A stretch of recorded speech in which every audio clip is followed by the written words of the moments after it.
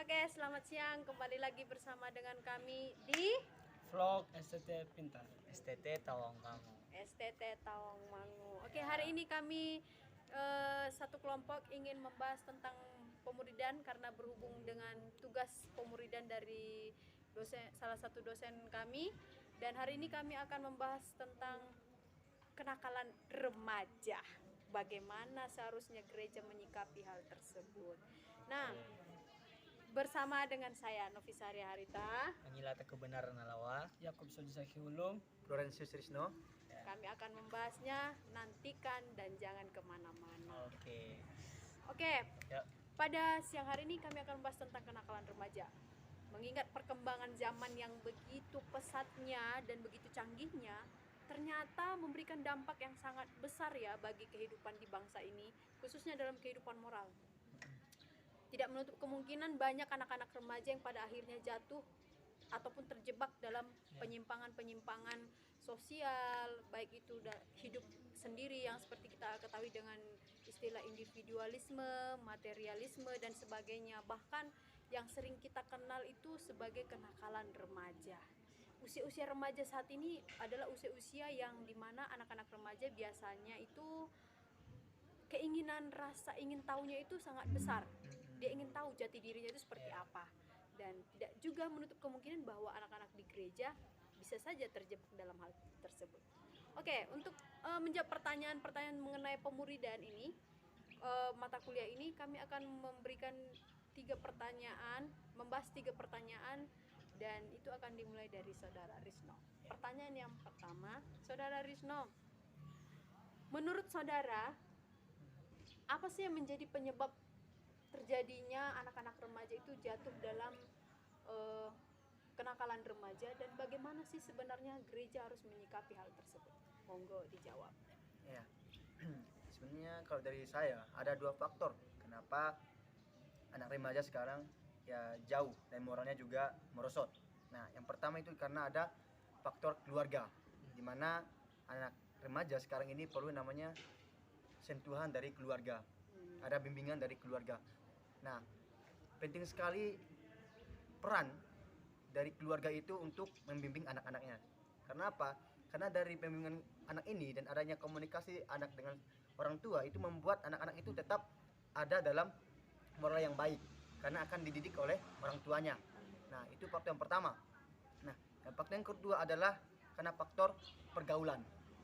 Nah, karena pergaulan ini sangatlah mempengaruhi anak-anak remaja sekarang ini.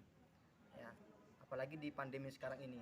Itu membuat anak-anak muda, anak-anak generasi remaja sekarang ini jatuh dengan hal yang tidak baik. Nah, itu pergaulan, Mas.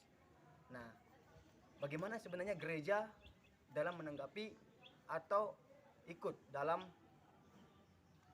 memberikan bimbingan kepada anak-anak remaja sekarang ini?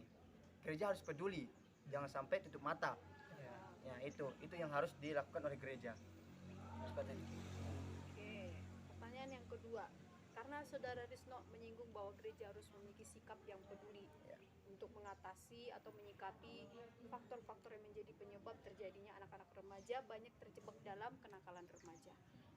Menurut Saudara Anilata, apakah penting dilakukannya suatu pemuridan bagi kalangan remaja?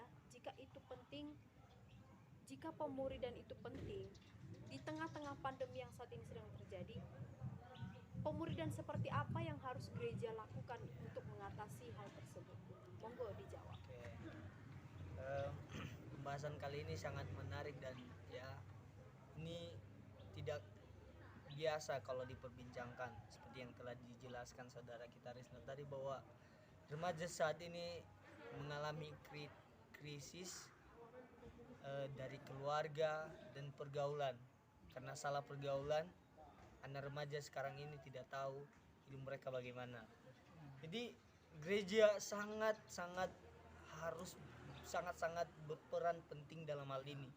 Kenapa? Kalau gereja menutup mata, maka anak remaja tidak akan bisa bertumbuh dengan baik dan tidak tahu harus bagaimana. Jadi yang harus gereja lakukan sekarang ini yaitu peduli dalam hal pemuridan. seperti yang dikatakan oleh saudara Novi tadi, bahwa apakah penting pemuridan dilakukan terhadap remaja sekarang ini? Apakah gereja perlu melakukan itu? Dan itu sangat perlu. Saya mengatakan bahwa itu sangat perlu, sebab kalau kita perhatikan bahwa di bangsa kita, di gereja, remaja ya lah yang sangat berperan penting. Kalau tidak ada remaja, suatu negara atau gereja tidak akan bisa bertumbuh. Ketika remaja di suatu bangsa atau gereja tidak ada sama sekali, tidak berperan penting dalam kegiatan-kegiatan, tidak berperan penting dalam gereja lokal misalnya, gereja akan mati. Gereja tidak akan bisa bertumbuh dengan baik. Sebab remaja adalah fondasi yang kokoh, yang harus ditegakkan dan yang harus dipertahankan. Dan hal yang harus dilakukan di masa pandemi sekarang yaitu sangat menyedihkan ketika gereja menutup mata. Sangat menyedihkan ketika gereja tidak peduli terhadap remaja saat ini. Biarpun di masa pandemi sekarang gereja harus bersikap cepat, cekatan, dan harus memperlihatkan sikap peduli mereka. Yaitu di masa sekarang kita perlu salah satu metode yaitu pemuridan secara virtual, yaitu melalui Zoom, via grup, Telegram, Instagram, melalui video-video atau hal semacamnya yang harus dilakukan gereja sekarang ini. Jadi itu yang harus dilakukan gereja sekarang ini. Kalau enggak, remaja akan kehilangan arah, akan kehilangan tujuan. Itu dari saya. Oke. Nah, yang pertanyaan yang terakhir nih bagi saudara Yakub nih. Tadi sudah mendengar penjelasan dari saudara Risno dan juga saudara Angelata bahwa ternyata pemuridan itu penting, gereja harus memiliki sikap yang Sangat peduli. penting. Dan salah satu metode yang perlu gereja kembangkan di tengah-tengah pandemi saat ini adalah secara virtual. Nah, menurut saudara Yakub, ada nggak sih faktor yang akan menjadi penghambat dari terjadinya proses berjalannya pemuridan ini khususnya di lingkungan bagi gereja-gereja? Jika memang ada, faktor-faktornya itu apa aja yang akan menjadi penghambat terjadinya proses pemuridan ini, dan bagaimana seharusnya gereja menyikapi faktor-faktor tersebut? Monggo dijawab. Oke, seperti tadi udah disinggung oleh saudara Angelata bahwa pemuridan yang harus dilakukan sekarang adalah pemuridan yang virtual, yang menggunakan aplikasi sekarang, aplikasi Zoom dan aplikasi media sosial lainnya. Kita nggak bisa pungkiri ya, ada banyak hal, kelemahan dan kekurangan dalam menjalani metode pemuridan yang virtual. Contoh, kelemahan pertama, kelemahan jaringan. Kita tahu sendiri pemerataan pembangunan di bangsa kita masih banyak daerah-daerah yang belum memiliki jaringan internet, khususnya jaringan internet. Masih banyak sekali. Jadi kelemahan pertama yaitu jaringan yang belum ada di daerah remaja itu berada sendiri. Terus faktor yang kedua, kelemahan yang kedua, ekonomi, masalah ekonomi. Kita nggak bisa pungkiri saat ini masalah ekonomi yang sedang merosot di bangsa kita. Jadi pandemi saat ini banyak yang merasa kekurangan, banyak yang kehilangan pekerjaan, banyak yang kehilangan mata pencaharian sehari-hari. Dan itu faktor yang sangat berat sekali untuk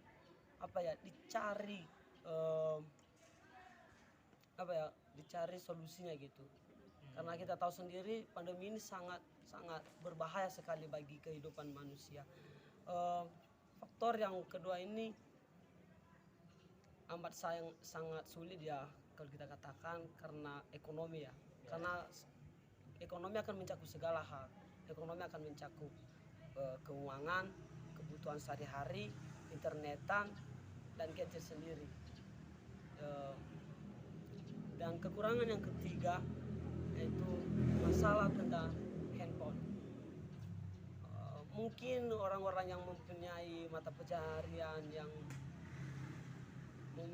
menghasilkan banyak uang, mungkin mereka tidak kesusahannya, tapi masyarakat yang bisa dibilang hidup di bawah garis kemiskinan sangat susah sekali untuk mendapatkan handphone gitu. Apalagi handphone sekarang sangat-sangat mahal karena banyak fitur-fitur yang ada dalamnya. Jadi kelemahan di dalam menjalani metode pemuridan virtual itu kelemahan jaringan, kelemahan internetan, dan kelemahan handphone sendiri alat-alatnya untuk melakukan pemuridan. Dan apa yang gereja lakukan dalam hal ini, apa yang harus gereja berikan, tanggung jawab gereja di dalam mengatasi masalah itu gereja harus berpikir lebih luas lagi. Bagaimana supaya setiap remaja itu boleh dibimbing melalui pemuridan virtual, yaitu dengan gereja menghadirkan dana, memberikan dana bagi setiap mereka, tetapi dalam rangka mereka harus diharuskan untuk membeli kebutuhan pokok di dalam menjalani pemuridan. Jadi gereja harus memberi batas mereka dalam menggunakan dana tersebut gitu. Jadi gereja harus memberikan batas, ini dana untuk ini, menjalani pemuridan ini, bukan untuk hal yang lain. Fasilitas itu ya, fasilitas tentang HP dan segala macam. Nah itu maksudnya kebutuhan untuk pemuridan ini loh, yang harus dikhususkan, harus ditambahkan. Fasilitas ya. Oke. Gereja menyediakan fasilitasnya ya, untuk menanggulangi faktor terjadinya penghambat dari proses pemuridan pemuridan virtual ini. ini. Wow. Oke, yang menjadi kesimpulan kami pada siang hari ini dari diskusi kami pada siang hari ini yaitu bahwa ternyata kenakalan remaja itu bisa terjadi karena salah duanya dari faktor itu, yaitu pertama tentang keluarga, yang kedua mengenai pergaulan bebas, di mana di dalam keluarga anak-anak remaja kekurangan perhatian, kasih sayang dari orang tua dan sebagainya, dukungan moral dari orang tua juga kurang, bahkan sehingga itu membuat mereka jatuh dalam pergaulan bebas.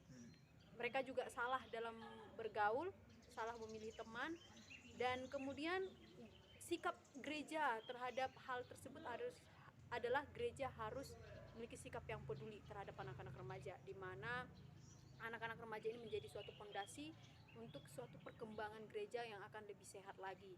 Kemudian di dalam bentuk sikap peduli ini, gereja harus mengadakan suatu proses pembelajaran melalui pemuridan, dan pemuridan itu dilakukan secara virtual, dan tidak menutup kemungkinan bahwa di dalam metode virtual ini di tengah-tengah pandemi saat ini itu ada plus dan minusnya. Ternyata minusnya itu di mana tidak adanya jaringan internet, bahkan perekonomian yang begitu sulit. Kemudian bisa saja melalui ini waktu dari anak-anak itu juga bisa menjadi faktor penghambatnya proses pemuridan ini.